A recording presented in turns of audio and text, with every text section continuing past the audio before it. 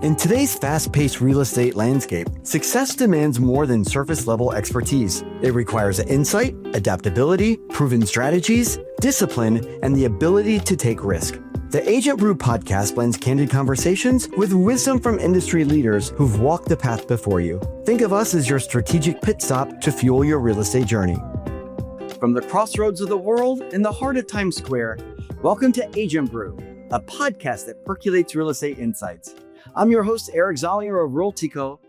Welcome to our viewers and listeners. We are so happy to have you at another episode. This week, I am joined by a fellow Corcoran agent, Julia Boland, who is a licensed real estate broker. And we're going to hear her insights, her wins, her strategies, and what differentiates her in today's marketplace. So welcome, Julia. So glad to have you here. Eric, thank you so much for having me. It's a pleasure to be here with you today. Well, I'm glad that we sat next to one another at a recent NIRAC event. And, we were just casually talking, and we know each other from back in the day with Corcoran Sunshine's The Robert Stern Project in Morningside Heights, Correct. Claremont Hall. And you just did such a phenomenal job when we were there a couple of years ago that I'm like, oh, take a look at this agent. And then when we sat next to each other, I thought, I'm casting for season 2. So thank you for coming in person. Yes. You are our fourth person to do this. So it's still a little bit new for us. And I just find that being able to talk in person really lends itself to a little bit more expression and casual conversation. Right, because aren't we all about in real life these days? We've had enough of Zooms. I mean, there is a wonderful technology when you need it. But if you don't, I'd much rather be in person. Exactly.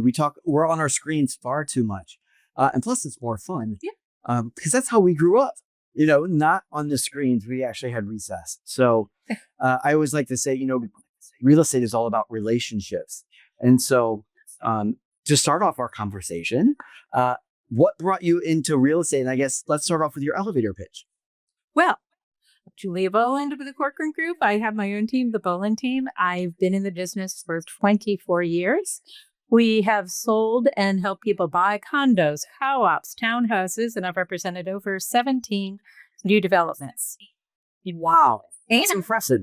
I started my career in Tribeca, and my office is in Chelsea. And so while I'm known as a Northern Manhattan expert, I really do the entire island.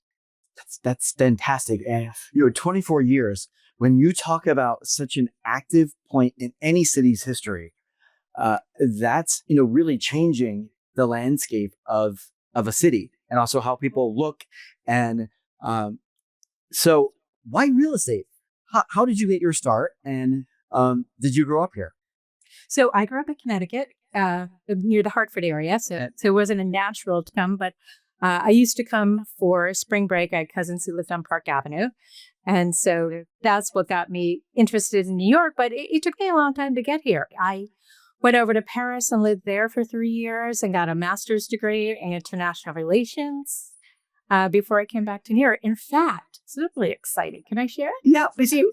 So I still love international relations. This past weekend, I was invited to a private event where President Clinton and President Bush were speaking together on the same stage about the state of the world today. Wow, that's fascinating. It was fascinating. So, and where was this? Kansas City. Wow, interesting to talk about the state of the world affairs in Kansas City. So I guess who was the audience? Was it a specific charity or organization? No, it's an organization, creates planning, they're financial advisors. They do this big seminar once a year. But all that to say, that's one of my passions is following world events and looking at what's going on. But no, I won't be revealing any of my opinions. I will say that our two presidents were wonderful. It was so great to see a Republican and a Democrat come together and bounce ideas off of each other and share some opinions and disagree slightly on others. But overall, I would say I'm more optimistic about the future of our country and the world today than I have been, which is not to say I don't think we're in for a bumpy ride. Very well articulated and very well said, but I share that sentiment. There's always something. I always say it's a great day for real estate because there's an opportunity no matter where you are, and somebody is going to be able to find a win. And so it's all about mindset. And if you hope that and really strive to see the good in things and people. Yep. there's always something good to see. So did you start real estate in Manhattan then, or were you in Connecticut when you started? No. From Paris, I went to Hong Kong for a little bit. Then I came home. So I did my world tour. Well, once you come home, you can't go back to Hartford, Connecticut. I had to go to New York. And I was in the fashion industry for a little bit, working for Ralph Lauren. This was back in the time when you could have an entry-level job and actually, afford a timeshare in the Hamptons. And so I was out there and I was staying in a house that was owned by the brother of a Brown Harris Stevens agent. And she recruited me and she said, I think I can be really good at real estate. I thought, okay, I'll give it a try.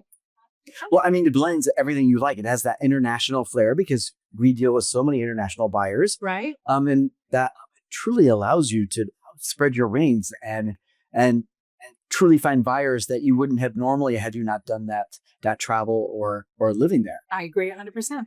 So then when you look at the business today, 24 years, there's been a lot of changes. Oof.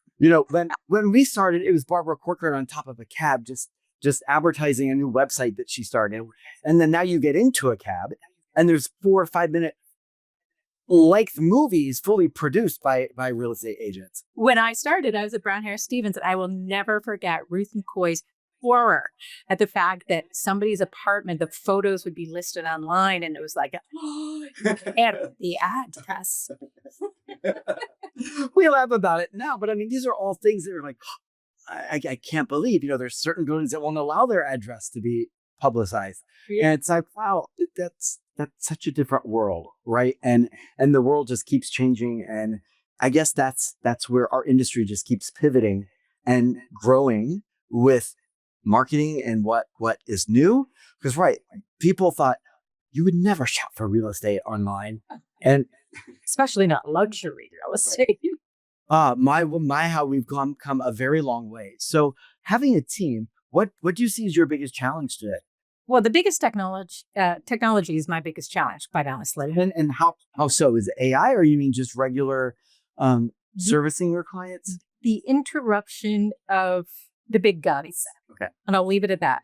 But I realized, I don't want to say, Eric, about 10 years ago, I could see it coming. And I remember, do you remember years ago, everybody was a stockbroker? And I was like, okay, there's no stockbrokers left and there's no travel agents left. So right, because the industry, there were disruptors that just caused the vast majority. It was very clear to me that technology would do the same thing to real estate. So I started asking myself, well, how can I up my game? How can I be more of an advisor? How can I add more value? How can I streamline the process? So I've stayed focused on that. And as a result, my business continues to be very healthy. Well, you certainly positioned yourself as an expert and one that is based in facts and knowing your neighborhood, knowing the comps, knowing what changes and the value that each property brings. Because what you do on LinkedIn is just truly spectacular. I have to say, I've been following you for a couple of years, but to see the content, and not just any content, this is content that you literally curate, and it is on a schedule. You know that it's going to be there. And I just have to say, well done for having the discipline to curate it and then continue on, right? Because that's what truly sees the greatest encounters, is that if you do it not just once, it's like postcards. You want to continually send them so that people come to rely on it. Well, Eric, I realized a few years ago that I was having the same conversations over and over with people. And if I could just simply write about it, or I'd be inspired to write about it, because it's, it's like the teacher always says, if you have a question, everybody else in the class might have one. So I just started writing a blog. And then I realized that people actually really liked the blog. And so I kept doing it on a weekly basis. And I've done videos from it. And from that, I do a monthly newsletter called the Manhattan Minute. And I'm very proud to say that I've actually had other agents come up to me and say, your newsletter is so good, I send it to my clients. What a great accolade. I mean, well done. Thank you. So yeah, pressure's on, can't stop. And it's great that you have all that content that you've created. So now you have this great backlog of content that you can just pull from. When somebody has a question, you can easily send it to them. Right. Oh, I addressed this. Season 3, episode 5. So good for you for having not just the thought process to curate it, but then to deliver and execute. Thank you. So I guess what are you known for that you've really honed in over the years? Is it the knowledge through your newsletters or your blog? Or is there some other secret sauce that you use in order to get your clients constantly in a year after year basis? I remember years ago, I was on a new development and a couple walked in the door. And when they walked out 45 minutes later, I had sold them an apartment and I had the exclusive listing to sell their apartment. And the developer was there and he said, Julia, how did you do that fast? And I said, I just sat there and listened to what they wanted and what they needed. And I took myself out of the equation. It wasn't about what commission am I going to make or what can I hustle. It was like, what do they need? How can I help them? What problem do they have that my expertise can solve? A true salesperson, listening, Yeah. wanting to solve the problem, and then how do I ultimately help them? Because that's what the service industry is. And unfortunately, I feel like so many people have lost that. Having other people they're listening to or other. Well, as I always like to say, if you're a young agent, you don't actually have to fly in helicopters or affect your high kick to have a good business. No, but what would you say is important for a young agent? To know the business, to understand the product, to read the marketing reports. I had this intern a few years ago, and she said, I'm not interested in reading the reports. I'm like, how are you going to learn the market? And they're free. They come out. Corcoran does amazing world-class research. Read it. I have to say, it is some of the best research I've ever seen in the way they curate it. And it's every question that you could have, it's in there. Yeah. And it's just so well done. Noon every Monday. I love that Manhattan market snapshot. I agree. And I actually go a step further. I put down the percentages. So it's not just a blank number. I know now each week what the percentages are and how it goes up and goes down. And it's just fascinating to see, movement and then how movements become trends and then trends become markets. And well, one of the trends I've been watching because it impacts my business so strongly, in Northern Manhattan, where I'm an expert, the vast majority of properties are under 3 million. Mm-hmm. Under 3 million is a segment of the market where those buyers are largely dependent on mortgages. Now, I did an all-cash deal recently with somebody, under 2 million, but that's rare. And so as a result, since 2022, when the mortgage rates have remained high, that portion of the business is really stalled. Interesting. So how do you reach out to, I should say this, how are you about to reach out knowing that these great rates hopefully are in our near future?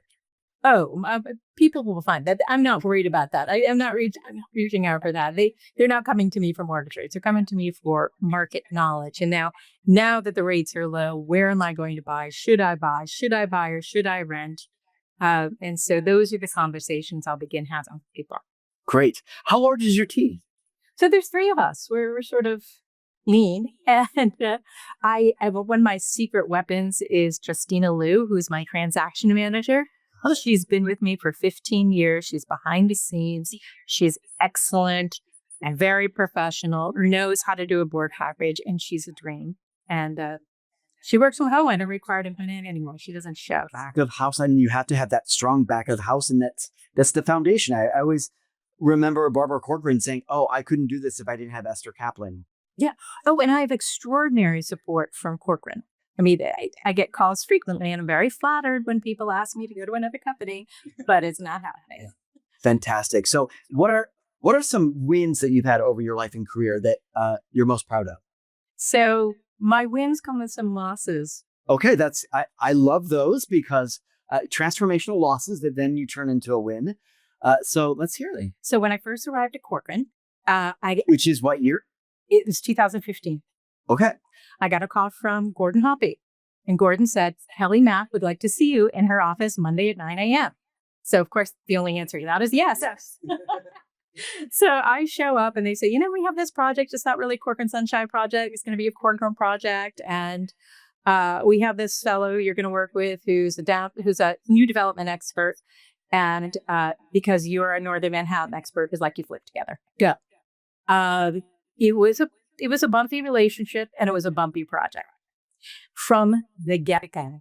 He eventually stormed off, and Corcoran and me, as a result, were eventually fired. Now they gave it to another top agent because it's clear that we couldn't sell. At Corcoran or another firm? No, another firm. Another firm, okay. And so that other agent had it for a year. The developer missed the deadline, so many people got out of their contracts. And so he only ended up selling home, but many of our original contracts stuck. Okay. So now we were called back in. Okay, we're going to give it another go. Let's try this. So I'm back on the project and we're selling, and I love being back there. And, I've got some other teammates, another guy who worked for me who's now with Corcoran Sunshine full time. And I got fired again. How long of Oh, 3 years. Okay. The first time I'm devastated. Oh, they don't like me. Oh, this is terrible. I thought I did such a good job. The second time I laughed my head off. You gotta be kidding me. Now, wait, there's more. I get jollier again. But then, unofficially, this time I'm representing family members of the developer who have apartments to sell, and I just close funds. Oh, fantastic. So my takeaway, my little nugget, don't take any of this personally. I certainly never do anymore. It is just business. Show up, do your best, learn from your mistakes, and carry on.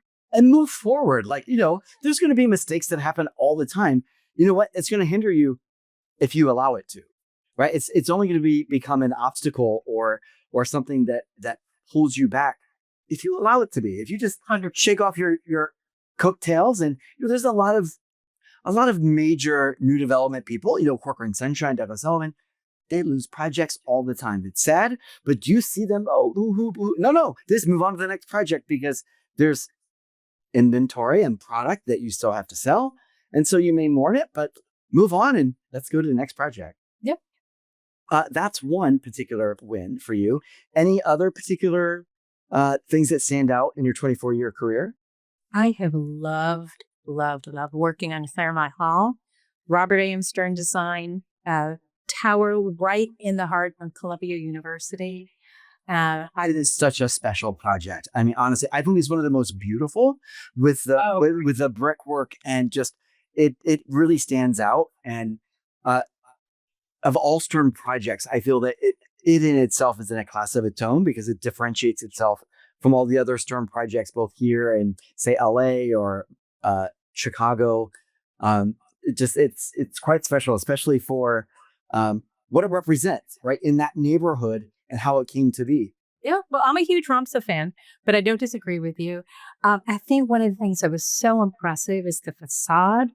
They worked very hard. The team did research in the facade, how it fit in contextually. And honestly, there'll be people who live in the neighborhood who come in and they still think that somehow it's always been there. Like, I can tell you so many people would say, oh, so, when was this building built? When I would say a few years ago, they're like, no. I mean, it's always been here, but when was it renovated? You're like, no, it hasn't been here. When I worked for an interior designer, that's how I got into real estate. He taught me that the true test of any design is that it should look as though it's always been there. Right. So when you said that, it's like, ooh, that's a nugget of information that really the true test of anything should be as though it's always existing. Right. Now, a lot of people think, oh, that's too far north, but there's so much going on there right now. Now, and it's not just Claremont Hall that's condominiums. Vanderbilt is built on West 122nd Street, which is another beautiful condo building. And then you have the Columbia expansion, which is incredibly. I mean, they've done some great architecture. I mean, yeah. I guess that's debatable. Some people don't like the new works, but I think contextually it's fun, and it just makes Manhattan that much better, right? Because you're able to see the different time periods. And I was actually weighing in more on the vibrancy of the neighborhood. Oh, okay. And then there's another area called the Factory District, which was developed by Janus Properties. And it's this whole triangle sort of on 126th Street where there were old factories. And they've turned those into buildings over time. There's a life science building over there. There's a building with offices. It's largely tech companies and architectural companies. And it doesn't get the same buzz that obviously downtown like Google and all of that does. But there's something going on here that's really interesting for somebody who doesn't want to live in the hubbub and still be in Manhattan where the excitement is. And it's very accessible too. And I'm riding my bike past there every weekend when I'm doing my long rides. I'm like, wow, this is just a quick ride up on the Henry Hudson Parkway there. But it's interesting that things have changed so much that, we never went above 100 Street when I moved here in 97. And now it's like, oh, wow, there's so much to do. And it's been great to see the gentrification and just the changing of what Columbia has done to really revitalize an area that didn't have a lot. Well, I moved to Central Harlem, so on the other side of Morningside Park from Columbia University, back in 2004. We had gutted the brownstones, and I've lived in the area since, so I've seen tremendous changes. But, Eric, here's something I want to share, which is really interesting. I was the sales director at the Adeline, which is 23 West 116th Street, is an L&M project. Oh, what? It was incredibly successful. And it was part of why I was so successful is this was an up and coming neighborhood. As Barbara Corcoran always says, Catholic cranes, the cranes everywhere. On the brownstone blocks, there was dumpsters everywhere. So many people were building. It was exciting. Restaurants. What year was this? So that project, closing started 2015. We started developing it 2012. And that was really exciting after that. You have Circa, which is right on the park. You have 145 Central Park North, of course, 111 Central Park North. Oh, right. Those were all those brand new. Got it. 1280 Fifth Avenue, another Robert A. project right there. So there was lots and lots going on. Now, fast forward to 2017, and Albany decided that they wouldn't have the 421A tax abatement anymore.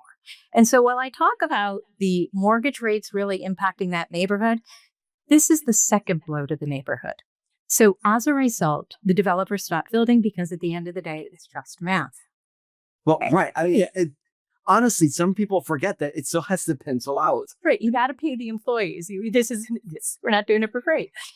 Now, they did bring back a version of that abatement a couple of years ago, but it's only for rental buildings. Now, we do have beautiful new rental buildings that have come on the market, but I would argue there is still room for some development and some incentives for development for condos. It's so interesting you bring that up. As you saw, Sarah Burke literally just left, and we talked about the 421A, and both of us, without that program, I would have never been able to buy at the Caledonia. She wouldn't have been able to buy at the Edge.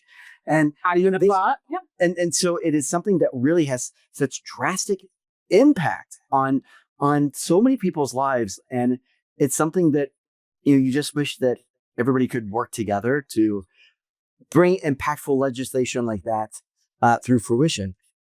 So when Mr. Mamdani won the primary, I had a lot of calls from brokers in Palm Beach who said, is everybody moving to Florida? I said, well, not so fast. And so finally I said, well, I feel like there's a blog posting here. So I did write a blog post that you can still see on LinkedIn or on my website, thebolandteamnyc.com. And it's called, Real Estate's Wake Up Call. And again, I don't come down on one side or another. I'm not for or against anybody. We sell it up markets. We sell in down markets. As Barbara. I'm pro real estate, but I'm pro real estate for everybody. Everybody needs a place to live. So if you're curious, you can go check out that article. Real Estate's Wake Up Call. Yeah. There's a lot of interesting things happening, and in our area, it's through the passage of the City of Yes. And oh yeah, wonderful. I couldn't believe, because I guess I'd never really followed rentals or rental construction because it's not been the main part of my market. So for me to learn that you have the Pfizer building, you have just up the block here at 7th Avenue and 41st Street, all these commercial to residential buildings that are going to produce 1,000 to 1,300 units in each building. I mean, that's a game changer. Agreed. It is fascinating to see so many of these projects coming online. And I'm just like, let's do more. So has that impacted, do you primarily do condominiums or do you also work in the new rental component? No, I don't do new rentals. Rentals isn't really a part of my business strategy at all.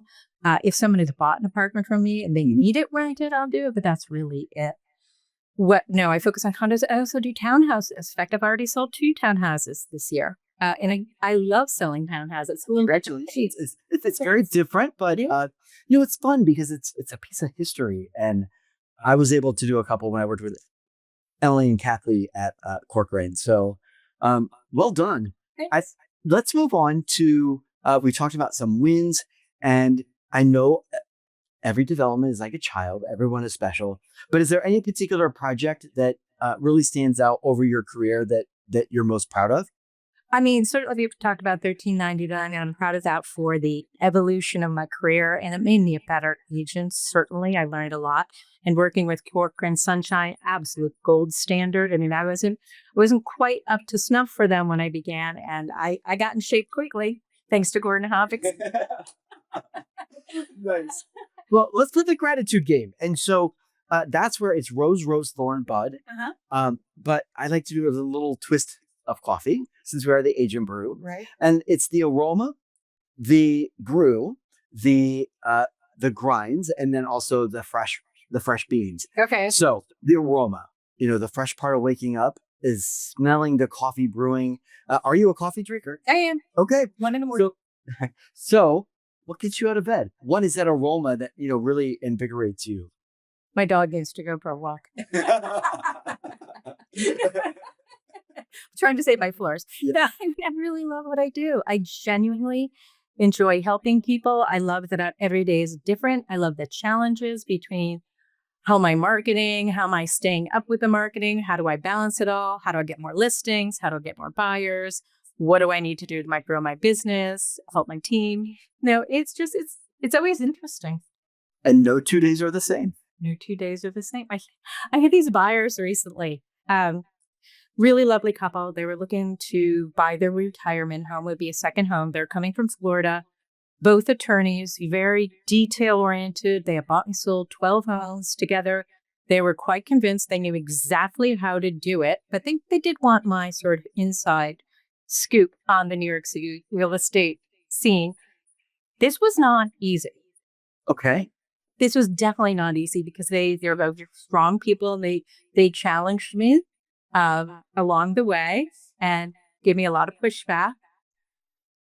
15 months later, they closed. Not only did they close, they live in my building, and enough to say I'm very happy they do. They're lovely people. And just the other day, I looked out the window. They're down there on the terrace having coffee with their son and daughter-in-law and grandson. And the whole time, she always said to me, like, all I really want is for my kids to be able to visit. And so I can take advantage of New York City's culture. And so it was a win-win. I made money, I made people happy. Service industry, you did your job. Check mark. Well done. Gold star. And so the next part is the brew. So it's that first cup of coffee that you're actually able to drink, and it sustains you through the day. So what is your why? I know it's a little deep, but why do you work hard? Why do you put such long hours in? I want to retire one day. I know. I mean, it's a joy. It's not particularly difficult. And I have the luxury of being at a point in my career where I know what I'm good at. I didn't do it over and over and over again. So, there it is. So then are there any like the fresh or the coffee grinds? So like the thorn from the rose, are there any frustrations right now or anything you're trying to work through? Certainly. I'm very frustrated with the fact that large websites, which should go unnamed because it's well known if you know me that I just despise them, have taken the opportunity from technology to get between me and my potential buyers when I have a listing, or any potential buyers finding me, and turn around and sell those leads to agents while offering no value to the transaction. I have a big beef with that. So yeah, those are my daily grinds. And that's why I work so hard with my own technology to beat them at their own game. Very good. So then we end the gratitude game with the fresh beans, or this is the bud. Is there something you're looking forward to? Are you about to launch a new listing, a new project? I have a new project. It's not a book. Okay. It's a book. All right. Fantastic.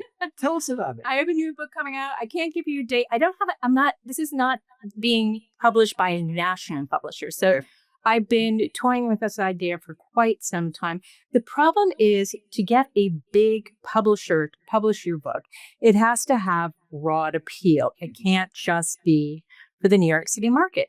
And over again, I find myself having the same exact conversations with buyers. I've worked with a lot of buyers coming in to buy apartments for their kids who are going to college, or like the retired couples. That's not my first, who want the second home. And they all have the same question. I've worked with really smart people, like truly a rocket scientist. And so I've distilled all these conversations down into a book to say, here's the map. Here's what you need to know. So it's called Buying Smart in NYC. It'll come out in a few months. Right now it's with the editors. So this is my first book. So I don't know how long it'll take to go back and forth, but I'm hoping it'll come out sometime in October. Well, congratulations. I mean, that's a very short time away. So just in time as a stocking stuffer. So you saw it here first. And so I hope you'll support. Please send us the details so that we can add it with all of the information for this episode. I always like to end each episode. This is my favorite part just because I love the conversation and the relationship. So if you could give the young agent, Julia Boland, a piece of advice all the way back to the year 2000 or maybe even 2001, what would it be? Not a new agent today. Yeah. I thought a lot about this. And the thing is, I wanted to say, like, believe in yourself more, but that's so empty. Like, here's why. I'm going to say why. I love this. Believe in yourself more. So when I came out of Boston University, I graduated top of my class with a master's in international relations. And so I had a great deal of confidence that stemmed from book learning and thinking. And coming into real estate, again, there was no book. Like, I'm actually hoping that my book is for these young agents who go, okay, I have no idea how to do a transaction. What do I need to know? And that's really a big part of why I didn't have confidence. And it took me years to gain that confidence. And then I finally realized, like, no, I can trust myself. I know this. I've got this. You did the work. I did the work. Put the work in and it paid off. Right. And now I'm happy to share it with others and give it away. I always say knowledge should be shared, not hoarded, because there's so many people like, I can't tell you that. That's my secret. And I'm like, give it away, and I'll come back to you, right? Like, that's how I feel about my technology, but I'll give you my book. So that's really great to hear. Where do you see yourself in 5-10 years? I'm at the point in my life where I really, really want to turn around and help others build their business on a system that I've created that I think is very effective. I have all the pieces in place. I have the technology, marketing materials, spent the past couple of years really getting that together and figuring out what direction I want to go in. And so mentorship is really what it's all about for me. Fantastic. Giving back and inspiring and making a difference for the future. Here. Real estate agents across the country. So well done. Thank you. Fantastic. Thanks. So I always like to end with a positive quote, right? Because there's always inspiration somewhere. And so let's see here. This one is from Walt Disney. Okay. And so I always have several that I could choose from based upon the conversation. So on the magic. Walt Disney says, the way to get started is to quit talking and begin doing. Yes. The way to get started is to quit talking and begin doing. So our viewers and listeners, thank you for joining us today. We're going to let you get to doing what you need to do after our little coffee break here. Thank you, Julia Boland of the Corcoran Group, for giving us some great insights and nuggets of information. We look forward to her book coming out, and we hope that you have continued success. We hope you'll come back to visit us. Thank you, Agent Brew. I look forward to it. I'm Eric Zollinger, your host of Agent Brew. Thank you to our viewers and listeners for tuning in each week. Come back again and and see who appears next week on Agent Brew. I'm your host, Eric Zollinger, reminding you it is a great day for real estate. The Agent Brew podcast is brought to you by Realtyco. Realtyco is your partner in real estate, bringing you game-changing benefits and services to empower your business. Visit realtyco.com for more information.